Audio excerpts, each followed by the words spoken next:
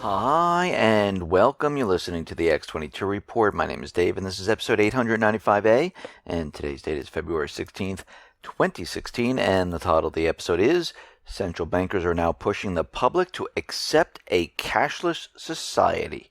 Let's get right into the economic collapse financial news. Now, as we move forward into this year, we're going to realize that the central bankers, the U.S. government, they're going to have to keep the illusion alive. And I mentioned back when gold was going up that most likely they're going to push it down, and we see that gold has been pushed down quite a bit. I wouldn't be surprised if they continually try to get this below 1200 into the 1100 range or so, just to prove to everyone that the economy is still doing well and you shouldn't take your paper notes and convert them into gold or silver. And we can see right now they're going to need to do this throughout this year because they are pushing as hard as they possibly can to keep the illusion alive that the economy is doing well. But we know that the economy, from all the economic indicators, from everything that we've been looking at, it is completely falling apart. I mean, in Brazil right now, we see that their core retail sales, it's falling apart. Their economy slid by 2.7% in December. The broad retail sales declined by 0.9%. And the retail sales right now are off by 16% since the peak in August of 2012. In 2015 in Brazil, 5,525 companies, they went bankrupt. This is the most since 2008. So this is not isolated to Europe or South America. This is spreading across the entire world right now. Everything is completely coming to a screeching halt. In Canada right now, Canadians are losing confidence in all sectors of their financial system. And I remember just about a year or two ago when they're saying Canada is in this boom, housing is incredible, everything is fantastic, we can't believe it, and now everything is falling apart. Consumer spending and affordability of products and services are just one component of the domestic economic system that alone is not enough to bring a complete lack of confidence to a nation's financial system. But when you add in a growing decline in confidence for that nation's currency, retirement programs, investment structures, you have the ingredients for a rebellion that leads to a collapse. One of Canada's biggest insurance and financial services companies says nervousness among Canadian investors has risen to a level not seen since 2008. And like I said, we're moving back to where we started back in 2008. The bubble was inflated, the illusion was kept alive, but nothing changed. Actually, things have changed. They've gotten a lot worse. And as we move forward, these bubbles are going to pop. And then people are going to see what the economy is really all about. And people are going to be shocked that nothing was improved upon. Actually, they're going to see a deterioration in every single sector, and they're going to be scratching their heads going, what just happened here? Consumer confidence in Norway crashes to a 23-year low.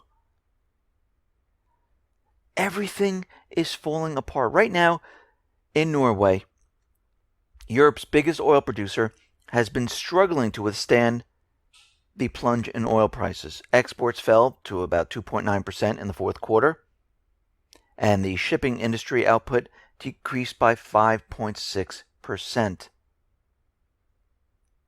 So what are we seeing here from all these different countries? It's all starting to take a toll on the countries. And this economic collapse is rearing its ugly head. Right now we see more layoffs in the United States. Chrysler is laying off about 1,250 people. We see home builder confidence. It has tumbled to the lowest in 9 months. The confidence index went from 61 down to 58, missing expectations, and it's the worst level since May of 2015. So it looks like the surge in new home purchasing has come to an end, and we know how they can manipulate these numbers. But what they're noticing, and this is coming from the new home builders, is that traffic has plunged to its lowest, and they're saying it's completely dried up, and every region is seeing this weakness, even in the West. Now, there are small pockets around the country that I know people are going to write in saying, well, in my area, housing is doing fantastically. I don't understand what you're talking about.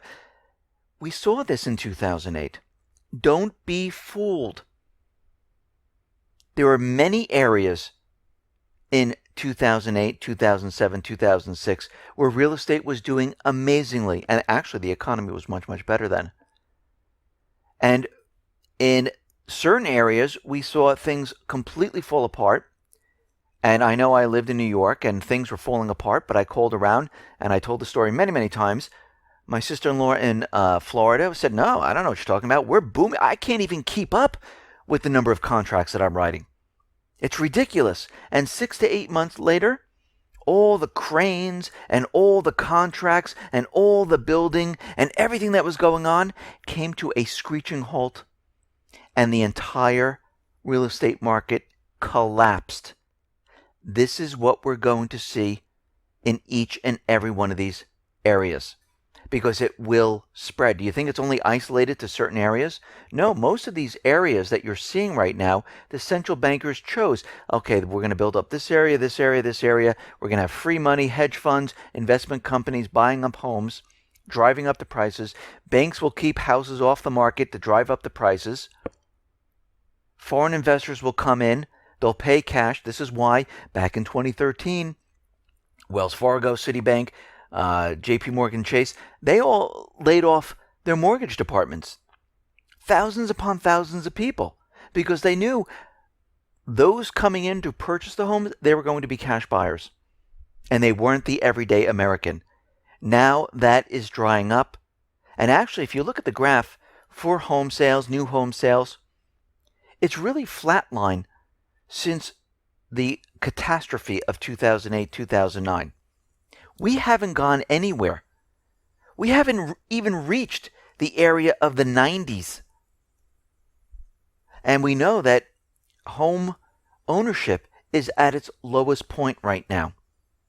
We see manufacturing completely falling apart. The Empire Fed Manufacturing Survey has been in contraction for 7 straight months.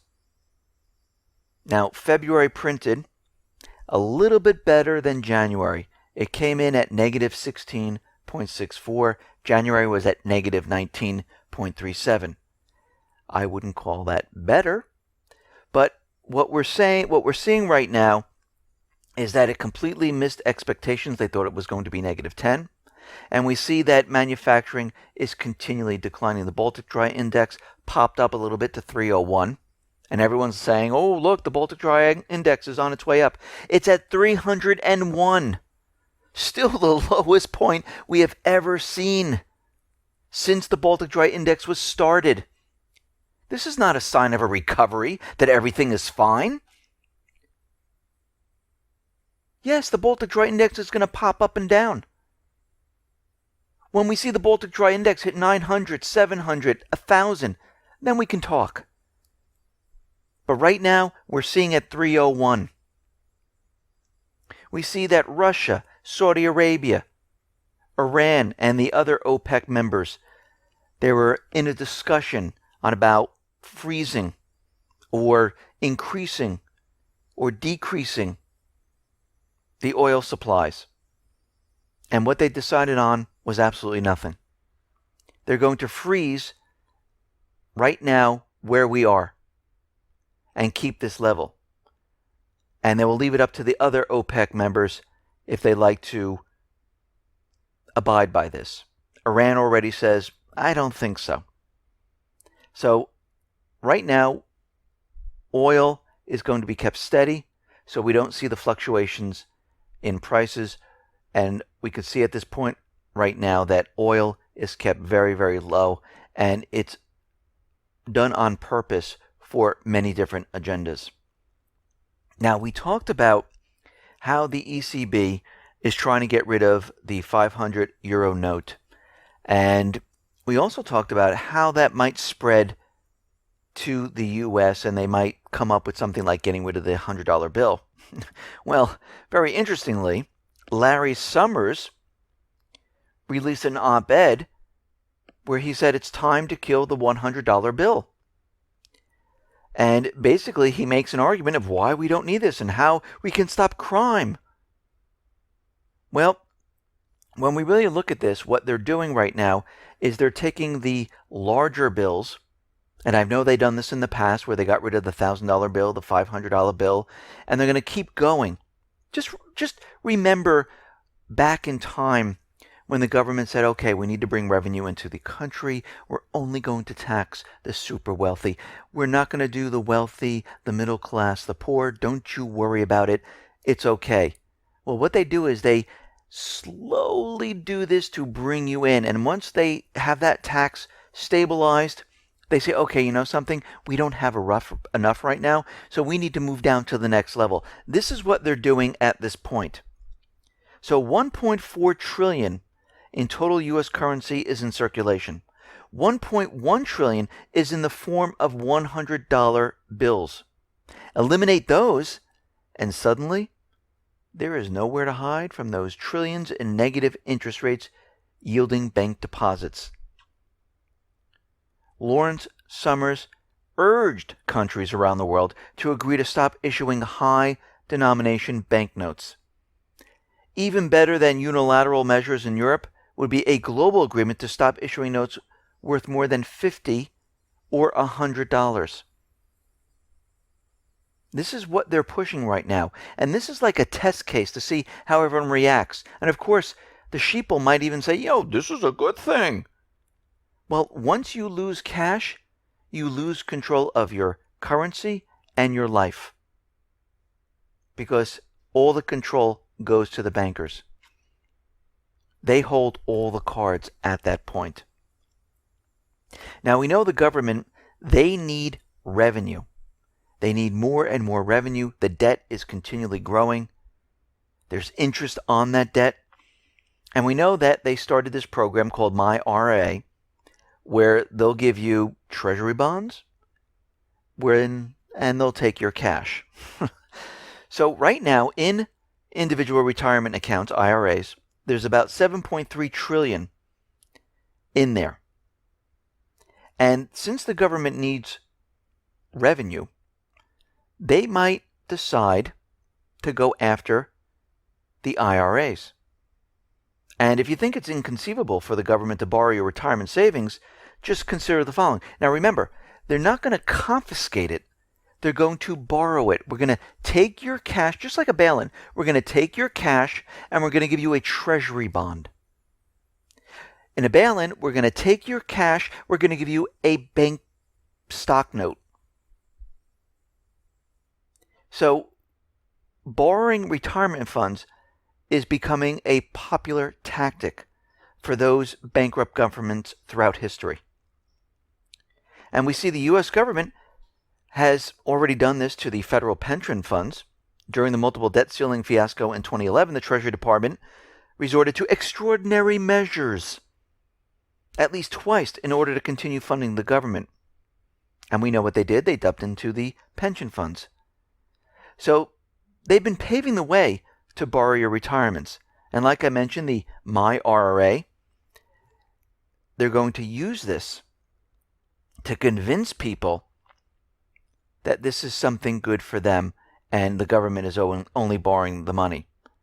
And just last week, Congress introduced the Making Your Retirement Accessible, or MyRA Act, which would charge a penalty to employers whose workers don't have a retirement account. The proposed penalty is $100 per worker per day. So now they're forcing this on businesses. Why are they doing all of this? because they need the revenue, the system is collapsing, and they need to bring in more. This is why you saw Obamacare. This is why you see FECA. This is why they're trying the carbon tax with global warming. They're going to keep trying all different types of things to bring in revenue to keep this system operational.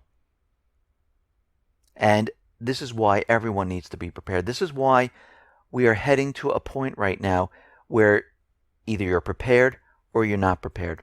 And those people who are not prepared, when everything starts to fall apart and collapse, you're going to have a very hard time. And what we're seeing right now is just the beginning. Things are going to get much, much worse as we go throughout this year. It's going to accelerate. The market's going to fluctuate even further.